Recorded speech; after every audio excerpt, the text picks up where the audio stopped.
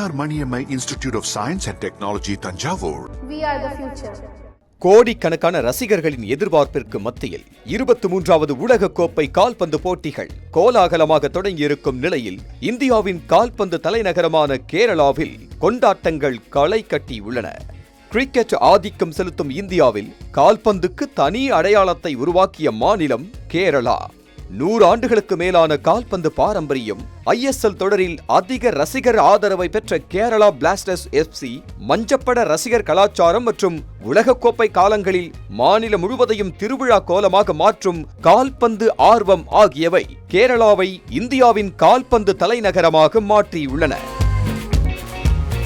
19ஆம் நூற்றாண்டின் இறுதியில் ஆங்கிலேயர்களால் அறிமுகப்படுத்தப்பட்ட கால்பந்து விரைவில் கேரள மக்களின் வாழ்க்கையோடு ஒன்றிணைந்தது.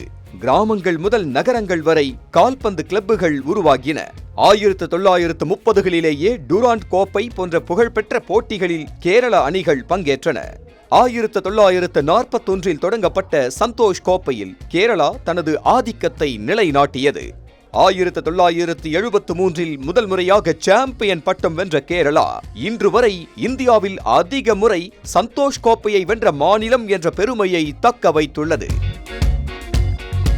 கால்பந்து உலகக்கோப்பை தொடங்கினாலே கேரளாவின் கிராமங்கள் பிரேசில், அர்ஜென்டினா ரசிகர் முகங்களாக மாறுகின்றன.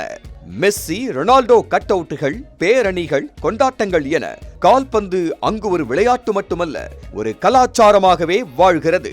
இந்த நிலையில் கேரள மாநிலம் கோழிக்கோட்டில் Lionel Messi, Cristiano Ronaldo, Neymar ஆகிய முன்னணி வீரர்களின் பிரம்மாண்ட கட் அவுட்டுகளை தண்ணீருக்கு நடுவில் வைத்து கொண்டாட்டத்தில் ரசிகர்கள் ஈடுபட்டனர். மேலும் மலப்புரம் பகுதிகளில் பிரம்மாண்ட பேனர்கள் கண்ணை கவரும் விதத்தில் சுவர்களை அலங்கரித்துள்ளன.